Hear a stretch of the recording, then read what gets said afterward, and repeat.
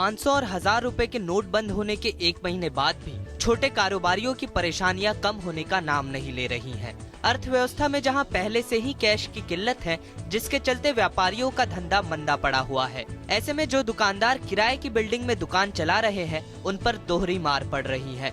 दुकान से सामान बिक नहीं रहा, ऊपर से दुकान मालिक कैश में भाड़ा मांग रहे हैं। सर हर जगह रेंट पे, चाहे रूम रेंट, चाहे हाउस रेंट हो या शॉप रेंट हो, जहाँ भी रेंट है, अब हर आदमी कैश में ही पैसे मांगते हैं ना। अब कहाँ से दे आदमी? कैश ट्रांजैक्शन है, घूम नहीं रही, पैसा आ नहीं रहा। बहुत मुश्किल पड़ रही रेंट देना और माल मंगाना। सारे रैक हमारे खाली पड़े हैं क्योंकि कार्ड से पेमेंट हम कर नहीं सकते अगले पार्टी डिस्ट्रीब्यूटर को, उनको कैश चाहिए। असल में दुकान मालिकों को एडवांस में किराया कैश में लेकर टैक्स देने से बचने की आदत लग चुकी है। दुकान मालिकों की यह आदत नोटबंदी और कैशलेस अर्थव्यवस्था बनाने के सरकार के आह्वान के बाद भी बदली नहीं है।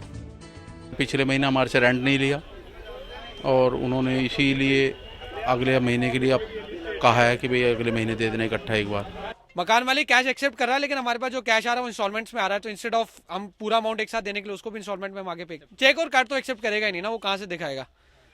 बाकी ये है कि वो कह रहा है कि थोड़ा थोड़ा काट के देते रहो। सरकार के तमाम फैसलों और आश्वासनों के बाद भी छोटे दुकानदारों की परेशानियां जस की तस बनी हुई हैं। सरकार कैशलेस सिस्टम का जोर शोर से प्रचार करते हुए यह दावा कर रही है कि इससे काले धन पर लगाम लगेगी, लेकिन कुछ लोग टैक्स बचाने की जुगत में कैशलेस नहीं होना चाहते। कैमरा पर्सन संदीप लोहिया के साथ योगेश, APN, नोएडा।